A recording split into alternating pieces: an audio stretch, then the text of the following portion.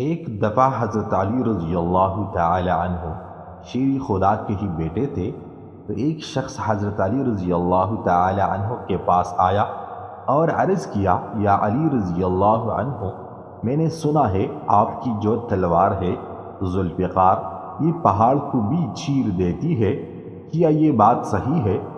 حضرت علی رضی اللہ تعالی عنہ نے فرمایا، ہاں صحیح سنا آپ نے۔ اس نے کہا، یا علی رضی اللہ عنہ، آپ اپنی تلوار دیں گے؟ میں آزما کر دیکھنا چاہتا ہوں۔ حضرت علی رضی اللہ تعالی عنہ نے اپنی تلوار دے دی۔ اس شخص نے تلوار کو زور سے دیوار پر دے ماری، لیکن کچھ نہیں ہوا، تو کہنے لگا، یا علی، آپ تو کہہ رہے تھے پہاڑ کو چیر دیتی ہے، لیکن دیوار تو نہیں ٹوٹی۔ حضرت علی رضی اللہ تعالی عنہ نے مسکراتے ہوئے کہا، میں نے تمہیں اپنی تلوار دی ہے، اپنا ہاتھ نہیں۔ ذوالفقار تبھی ذوالفقار ہے جب علی رضی اللہ تعالی عنہ کے ہاتھ میں ہوں، ورنہ یہ صرف لوہے کا ٹکڑا ہے اور کچھ نہیں۔ حضرت علی رضی اللہ تعالی عنہ نے فرمایا، مجھے عبادت میں دو چیزیں پسند ہے، سرد موسم میں فجر کی نماز اور گرم موسم میں رمضان کے روزے۔ عبادت ایسی کرو جس سے روح کو مزہ آئے، کیونکہ جو عبادت دنیا میں مزہ نہ دے وہ آخرت میں کیا جزا دے گی۔ جب گناہوں کے باوجود اللہ پاک کی نعمتیں مسلسل ملتی رہے تو ہوشیار ہو جانا کہ تیرا حساب قریب اور سخت ترین ہے۔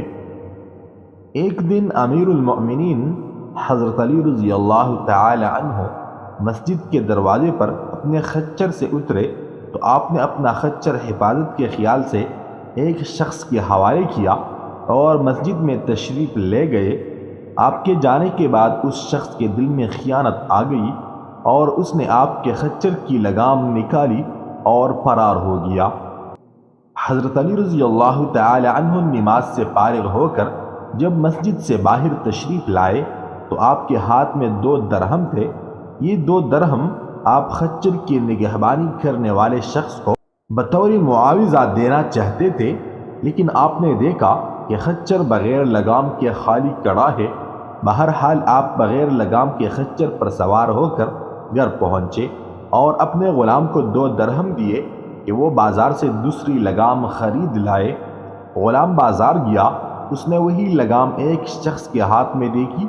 پوچھنے پر معلوم ہوا، کہا کہ ایک شخص یہ لگام 2 درہم میں بیچ کیا ہے۔ غلام نے اس شخص سے 2 درہم میں لگام لے لی اور واپس آ گیا اور آپ کو ساری بات بتائی تو آپ رضی اللہ تعالی عنہ نے فرمایا، بندہ بعض اوقات خود صبر نہ کرنے اور عجلت سے کام لینے کی وجہ سے رزق حلال کو اپنے اوپر حرام کر لیتا ہے، حالانکہ جو کچھ رب العزت نے اس کی قسمت میں لکھا ہوتا ہے اس سے زیادہ اسے نہیں ملتا۔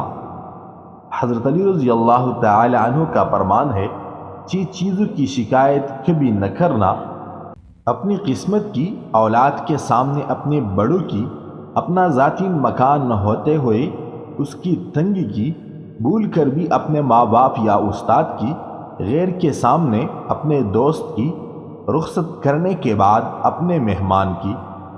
حضرت علی رضی اللہ تعالی عنہ جب حاکم بن کر کوفہ میں داخل ہوئے تو لوگوں کو مخاطب کر کے فرمایا، اے لوگو، میں اپنے جسم پر جو لباس پہن کر اور جس سواری پر سوار ہو کر تمہارے شہر میں داخل ہوا ہوں، اگر واپس جاتے ہوئے اس کے علاوہ میرے پاس کوئی اور چیز ہو تو جان لینا کہ میں نے تمہارے حق میں خیانت کی ہے۔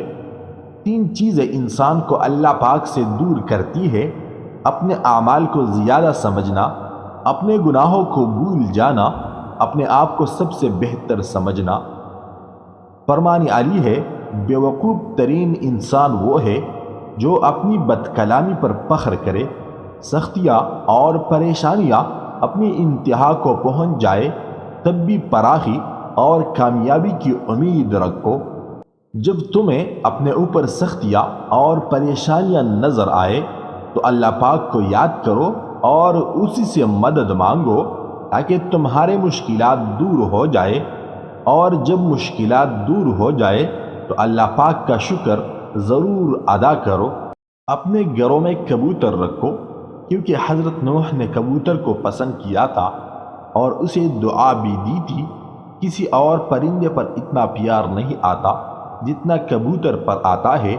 اور رسول اللہ صلی اللہ علیہ وسلم کے گھر میں ایک جوڑا سرخ رنگ کے کبوتروں کا تھا۔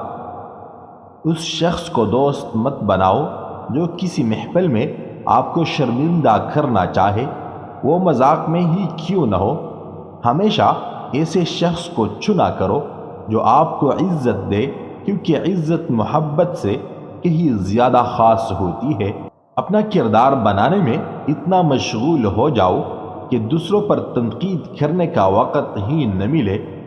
غصہ کو پی جاؤ کہ نتیجہ کے لحاظ سے میں نے اس سے میٹھا اور اختتام کے لحاظ سے اس سے لذیذ گونٹ نہیں دیکھا۔ طاقت بڑھانے کے لیے روزانہ صبح و نہار منہ یہ 2 چیزیں کھائیے، اس سے وزن، بال، ناخن اور جسم صحت یاب ہوگا۔